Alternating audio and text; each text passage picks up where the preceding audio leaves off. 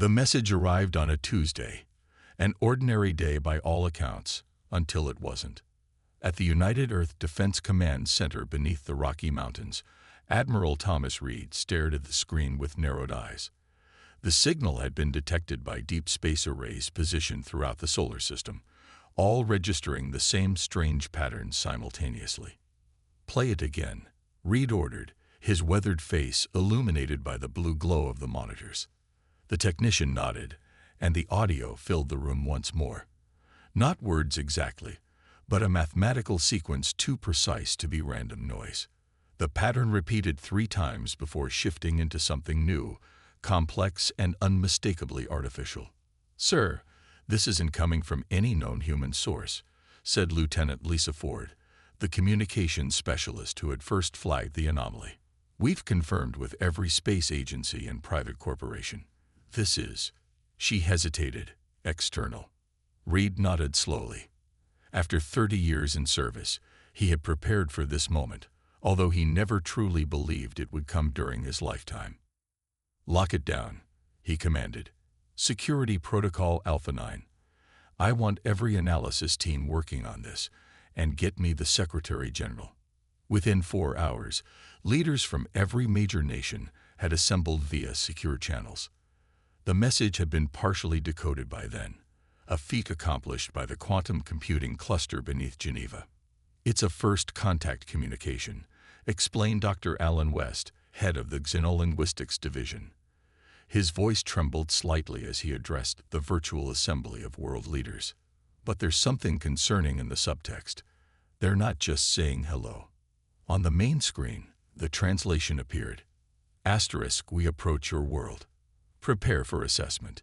Your value will be determined *." The room fell silent. Secretary General Diaz was the first to speak. "Assessment. Value? These don't sound like friendly terms." "They're not," Reed interjected. "This isn't a greeting. It's a notice." The debate that followed was heated. Some leaders advocated for a welcoming response, arguing that any civilization advanced enough for interstellar travel must have evolved beyond violence.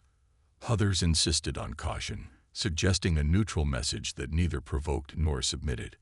Reed listened to the arguments with growing impatience before finally speaking. "With respect to this assembly, I believe both approaches are wrong." The room quieted as he stood. Humanity has spent the last century pulling itself back from the brink. We fought world wars, faced climate collapse, and nearly destroyed ourselves a dozen times over. But we survived.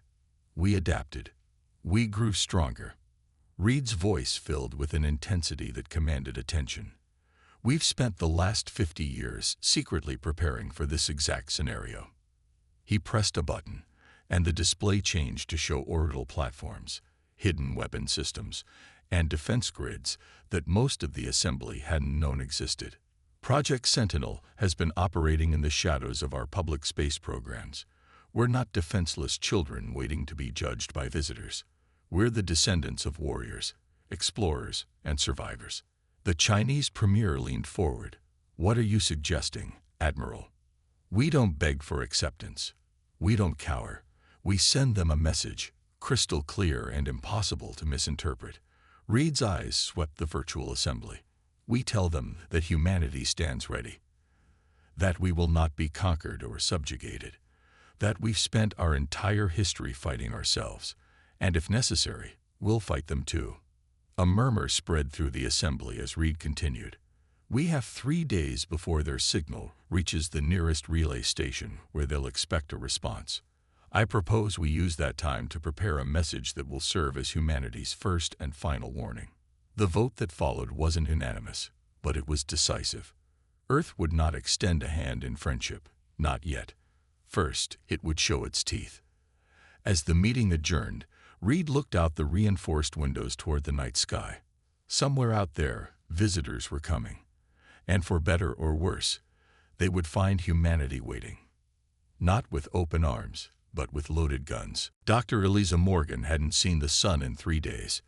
Deep within the underground complex known as the Hive, she worked tirelessly, surrounded by holographic displays and complex equations. As the lead architect of Earth's defense systems, sleep had become a luxury she could no longer afford. "Another coffee, Doctor?" asked her assistant, placing a steaming mug on the desk. Morgan nodded without looking up. "Thanks, David." On the main screen, a simulation ran showing the Sentinel system's coverage of the solar system. Red dots representing the alien fleet approached from the outer rim. Blue fields indicated defense coverage. The gaps were fewer than yesterday, but still too many. "We need more eyes on the approach vectors," she muttered. The door slid open with a soft hiss. Captain James Walker entered, his military uniform perfectly pressed despite the late hour. At 42, Walker had the hard look of someone who had seen combat on 3 continents before being recruited to head Sentinel's response teams. "Dr. Morgan," he said with a short nod. "Admiral Reed wants an update for the Defense Council meeting." Morgan gestured to the simulations. "The outer ring is at 80% coverage. We've activated the Jupiter and Saturn orbital platforms. Mars defenses came online an hour ago." Walker studied the display. "And the new weapons systems. The gravity lance is operational but untested outside simulation. The shield generators for Earth and Moon are functioning at full capacity." Morgan replied, finally turning to face him. Dark circles ringed her eyes. "But it's what we don't know that worries me, Captain." "Explain," Walker said, pulling up a chair. Morgan tapped on her tablet, bringing up new images. "We've been studying the signal patterns. These beings think differently than us. Their technology might operate on principles we can't predict." Walker frowned. "Can we beat them?" "That's the wrong question," Morgan said. "The right question is, can we survive them? And maybe, can we convince them that fighting us isn't worth the cost?" The captain's expression remained impassive, but his eyes betrayed his concern. 20 years in special forces had taught him to recognize impossible odds. He'd seen the classified reports, civilizations that might be thousands or even millions of years more advanced than humanity. "Show me what we've got," he said simply. Morgan led him through a secure door to a vast chamber where engineers worked on what looked like a massive satellite. Its core glowed with an eerie blue light. "Project Thunderbolt," she explained. "If Admiral Reed's warning doesn't convince them, this might." "What does it do?" Walker asked, walking around the device. "It creates a localized distortion in space-time. Nothing we've encountered can pass through it. Not light, not matter, not even the exotic particles their ships seem to emit." Walker whistled softly. "A real shield. Like in the movies." "Better," Morgan said with the first smile he'd seen from her. "This can become a weapon if needed. Turn the barrier inside out, and it doesn't just block, it cuts through anything." Their conversation was interrupted by an alert on Morgan's tablet. Her smile vanished instantly. "They're moving faster than we predicted. The outer probes just detected acceleration." Walker's hand instinctively moved to his sidearm. A soldier's reflex, useless against an enemy still millions of miles away. "How long?" he asked. 4 days instead of 7, Morgan replied, already moving back to her workstation. "We need to inform Reed immediately." As they hurried through the complex, technicians and soldiers moved with renewed purpose. For 30 years, the Sentinel program had operated in shadow, developing technologies humans officially didn't possess, preparing for a threat most people didn't believe in. Now, as humanity's warning message raced outward to meet the approaching fleet, the time for secrecy was ending. Soon, Earth would reveal its true strength, and hope that it would be enough. Admiral Reed stood before the assembled team in the transmission chamber. The circular room hummed with energy as technicians made final adjustments to the most powerful communication array ever built by human hands. "Are we ready?" Reed asked, his voice steady despite the weight of what they were about to do. Dr. Morgan nodded from her station. "The neutron star capture is complete. We have enough energy to send our message with unmistakable clarity." What they were attempting had never been done before. Using a specialized satellite array near a captured neutron star, they would harness its immense gravitational energy to create a focused transmission beam. The signal would reach the approaching aliens within hours rather than years, using principles of space that humanity had only recently mastered. "Begin the sequence," Reed ordered. The lights dimmed as power was diverted to the transmission systems. On the main screen, the carefully crafted message appeared, the result of 3 days of work by linguists, psychologists, military strategists, and diplomats from every nation. It began with mathematics, universal constants that would demonstrate humanity's basic understanding of physics. Then came simple images, DNA structures, the periodic table, depictions of human history. But unlike traditional first contact protocols, what followed wasn't an invitation. The screens displayed Earth's military history, ancient armies clashing with swords, world wars with their terrible machines, modern conflicts with precision weapons. The message showed humanity fighting itself throughout history, growing more efficient at warfare with each passing century. "Are you sure about this part?" asked one of the diplomats, watching anxiously. Reed nodded. "We show them exactly what we are. A species that survived its own violence. A species that knows war better than any other skill." The final sequence was ready. Images of Earth's hidden defenses, the Sentinel network, and orbital weapons platforms that had been concealed from the public for decades. The message ended with a simple statement, translated into the mathematical language they had decoded from the alien transmission. "Asterisk, we detect your approach. We have survived our own violence. We are ready and waiting. Choose carefully asterisk. Send it," Reed commanded. A deep vibration filled the chamber as the transmission began. Outside the facility, the sky briefly rippled with energy as the message shot outward at speeds that defied conventional physics. In the silence that followed, Captain Walker approached Reed. "Was that wise, sir, showing our hand like that?" Reed didn't answer immediately. Instead, he pulled up an old image on his tablet, a chessboard mid-game. "My father taught me chess when I was 5, he said. "He was a master player, could have gone professional. I never beat him once until I was 17. Walker waited, knowing there was a point coming. "One day I asked him how he always won," Reed continued. "He told me something I never forgot. He said, 'Thomas, most players try to hide their strategy until the last moment. But sometimes, the most powerful move is to show your opponent exactly what you're capable of and dare them to continue anyway.'" Reed looked up at the screen where the transmission was still being monitored. "We're not dealing with an enemy we can surprise with clever tactics.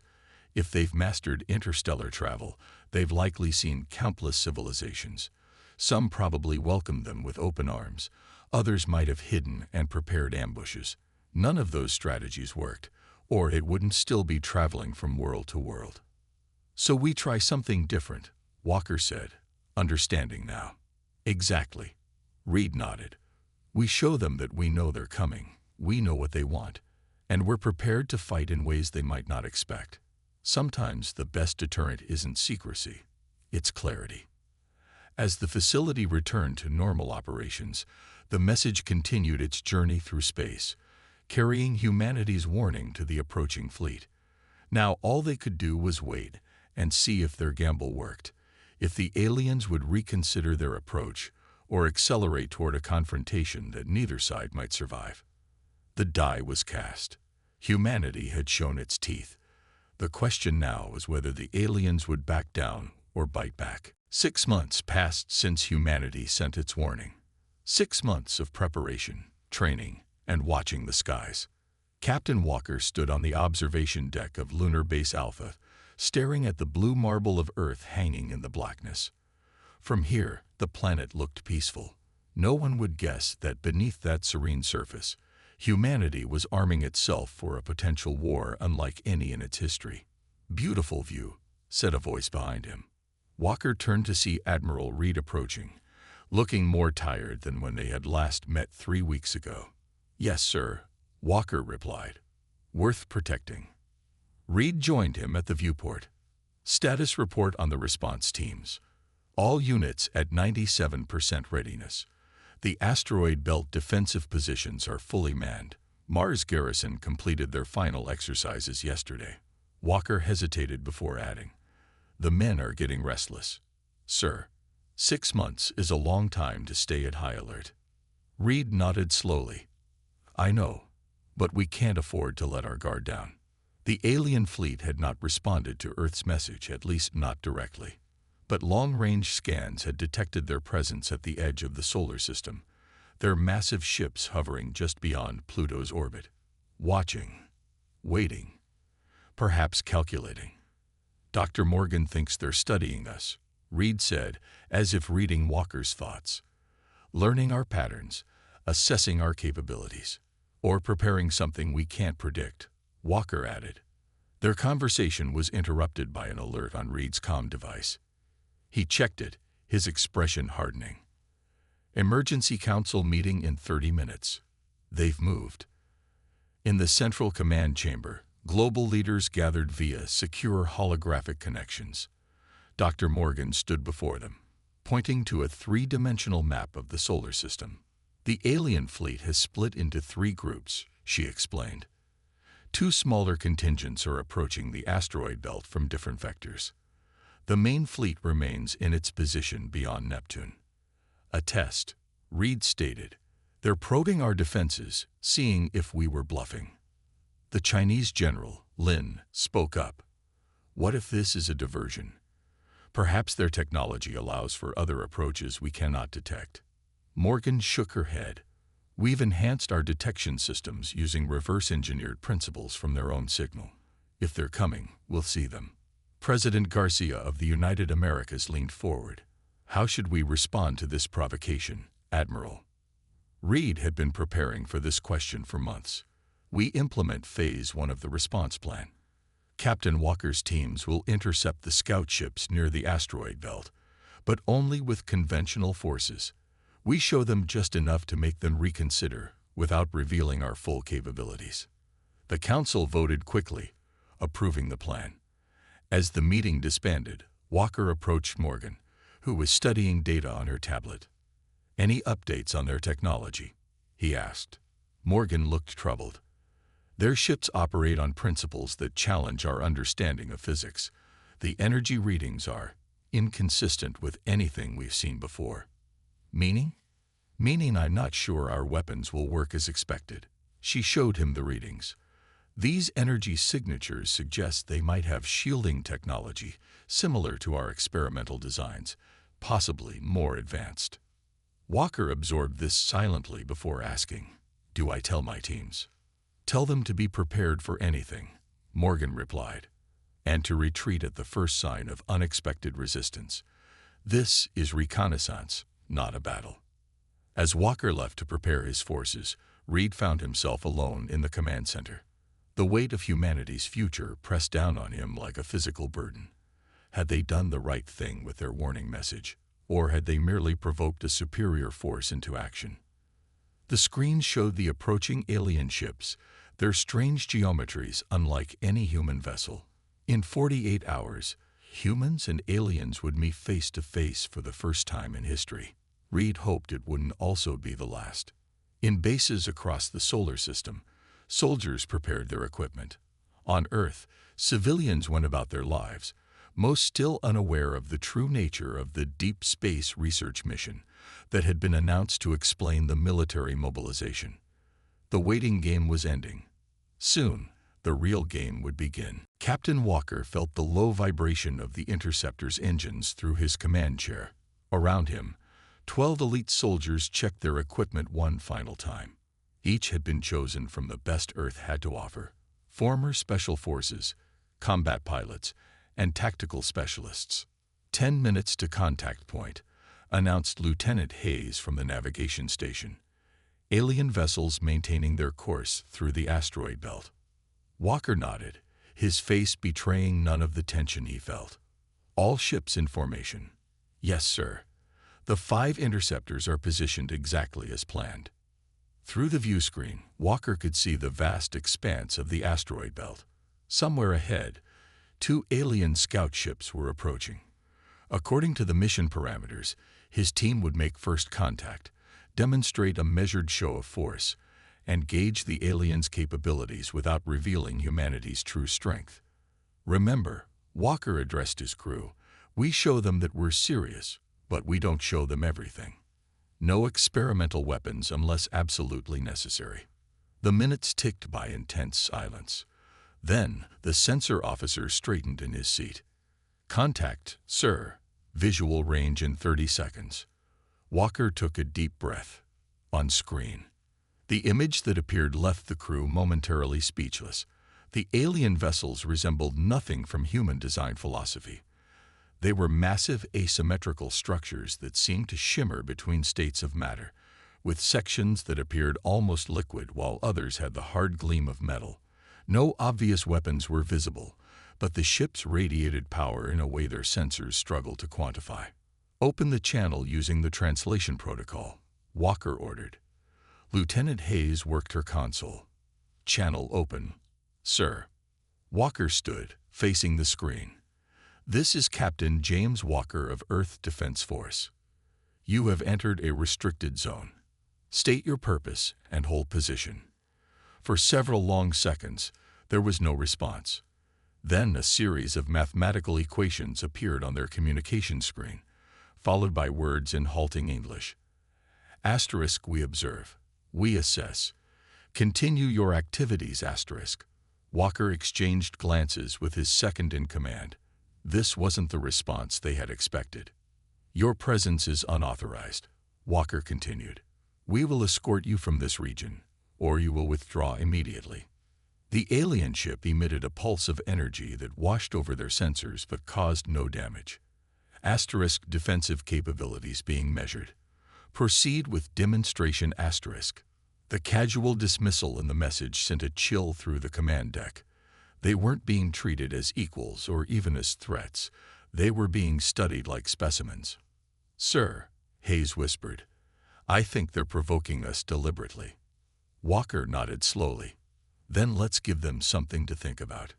Tactical, armed conventional missiles. Target the space 500 meters ahead of the lid ship. Missiles armed, sir. Fire. 4 missiles streaked from the interceptor, detonating in a bright flash that illuminated the asteroid field. The explosion was carefully calculated, close enough to demonstrate capability, but not an actual attack. The alien ships paused. For a moment, Walker thought they might respond with force. Instead, one of the vessels changed course, moving directly toward the human ships with increasing speed. Evasive maneuvers, Walker ordered. Its ship banked hard, but the alien vessel matched their movement with impossible precision. Just as collision seemed inevitable, it stopped, hovering less than 50 meters away, close enough for them to see details of its strange construction. A new message appeared. Asterisk interesting.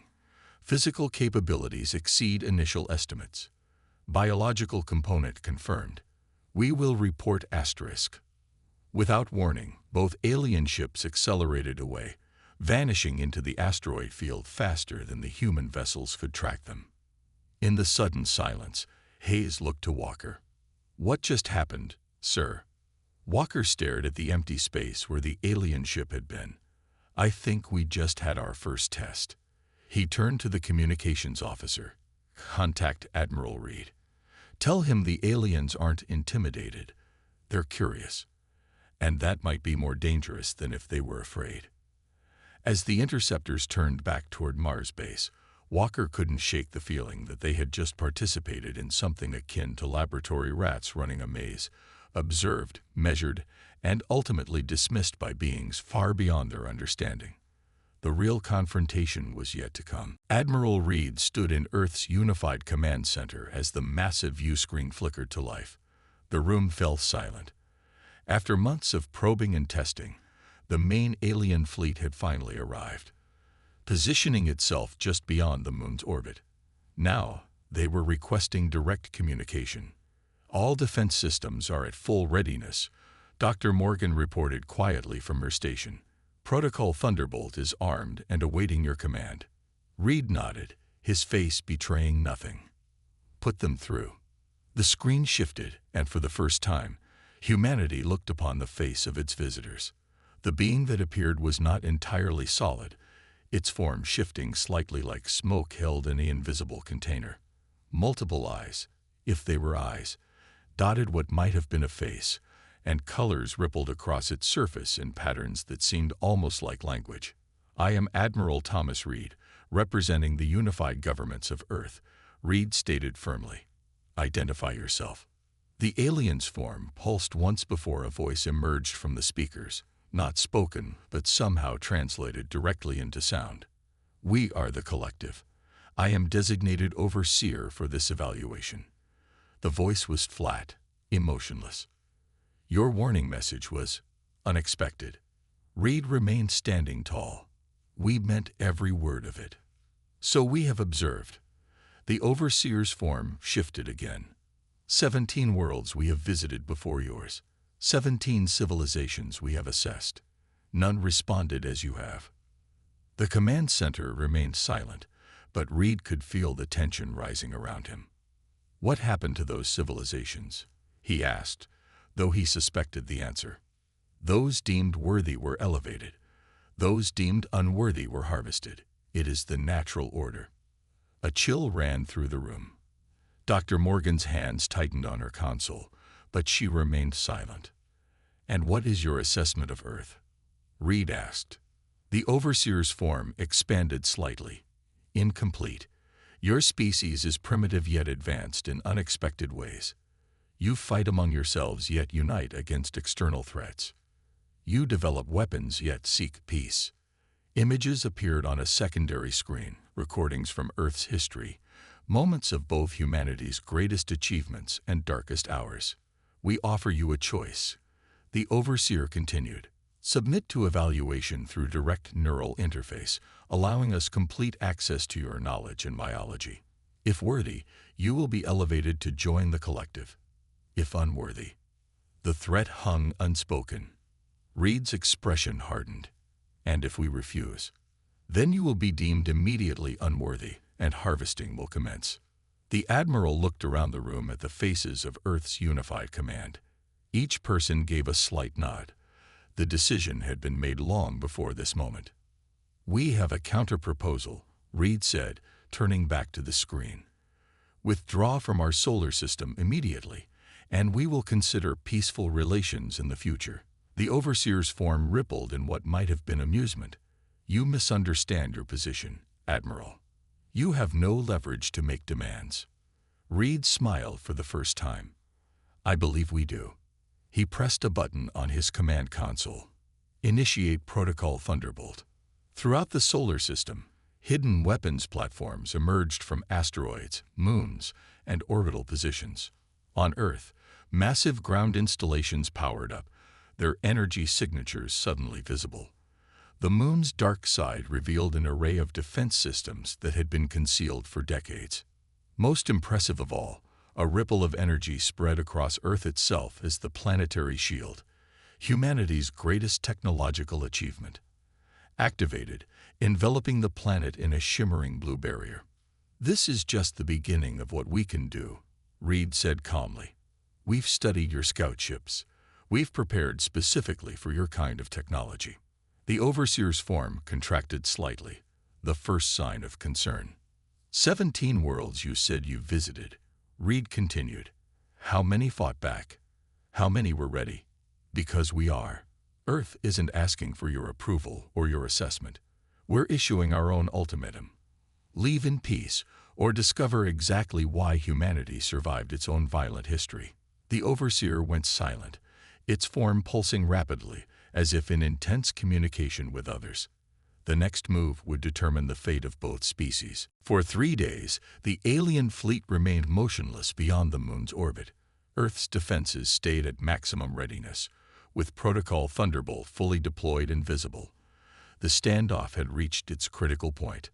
On the morning of the 4th day, a message arrived. The overseer is requesting a meeting, Lieutenant Hayes announced.